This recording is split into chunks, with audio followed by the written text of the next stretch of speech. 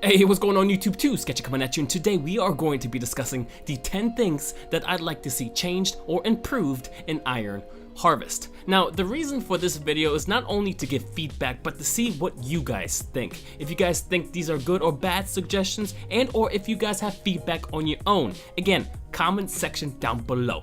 So let's get started, shall we?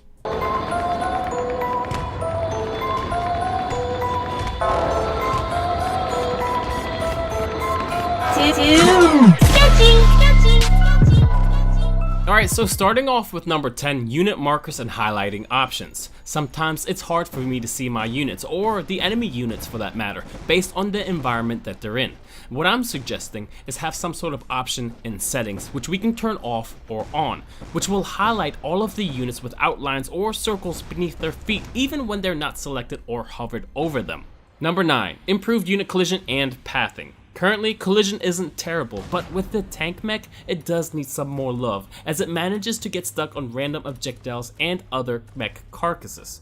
Also, out of curiosity, what do you guys think about mechs being able to squash foot soldiers? Let me know your thoughts below. And while we're on the topic of foot soldiers, pathing in this alpha is actually pretty solid, until unfortunately a squad splits up due to the shortest distance between individual models.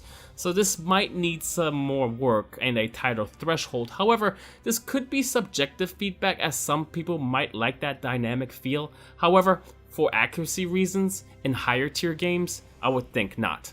What do you think? Number 8, hotkey strings for builds. The current build of Alpha 1 allows for minor hotkey controls, like throw a grenade here or use this ability there. Even though we know this will be applied to Iron Harvest eventually, we'd like to see a deeper control scheme that will allow us to hotkey and bind buildings to chain build queues, abilities, and commands in future iterations. Number 7, accurate health counter.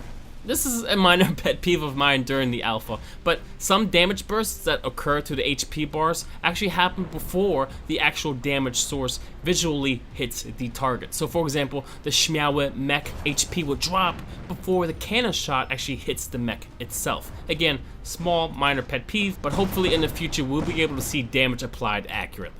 Number 6, randomized weapon crates. Now this is pretty subjective, and I'm curious to see if this has been kicked around at all.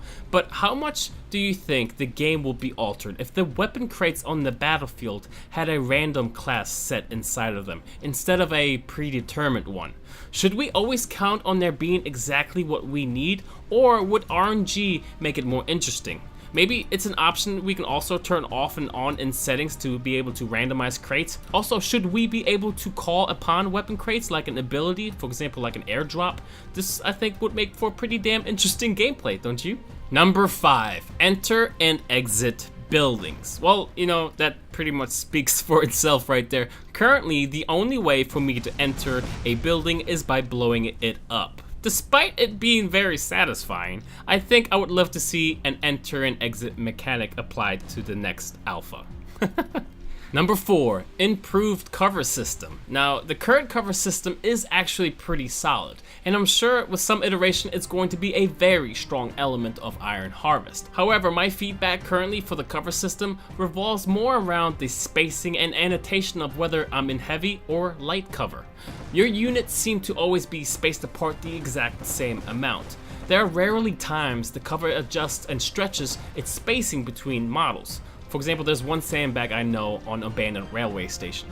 But I'd like to be able to adjust this by maybe scrolling the mouse wheel, which will tighten or loosen the formation based on my cover choice. I don't know, that's the thought. And cover annotations. All I mean by this is by adding a visual element that'll let me know what kind of cover I'm getting myself into. Number 3, optimization. Now, this is pretty damn self-explanatory, and I am aware that King Art Games hasn't addressed this yet, but will. So, thank you in advance. Number 2, what even is this one-shot monstrosity called a manned cannon? Please, balance.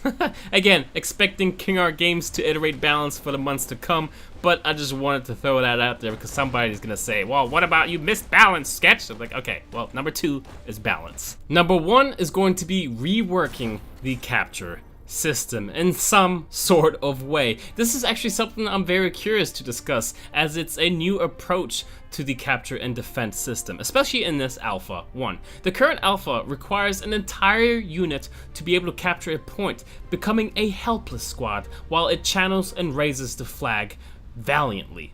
The idea being that the squad that is capturing cannot defend itself, however, while the enemy throws grenades and picks off everyone one by one, is a bit hard for me to grasp. Currently, it does make for good tactical planning to be able to defend your own squad while capturing it with another one, but I'm not sure if this is necessary. An AoE capture area might be better, and will be classic to us RTS gamers. What do you think?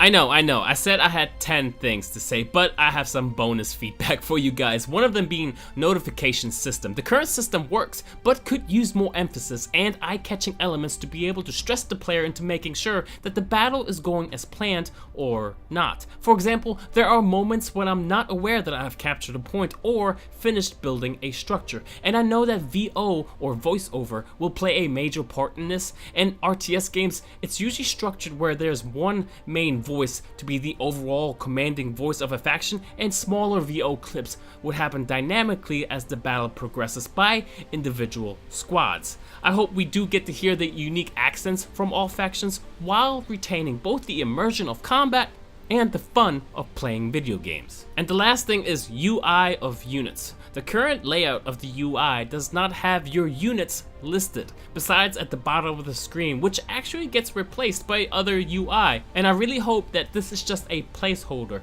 as not knowing what is happening to your units at all times can really cost you some valuable resources, manpower, and even the game.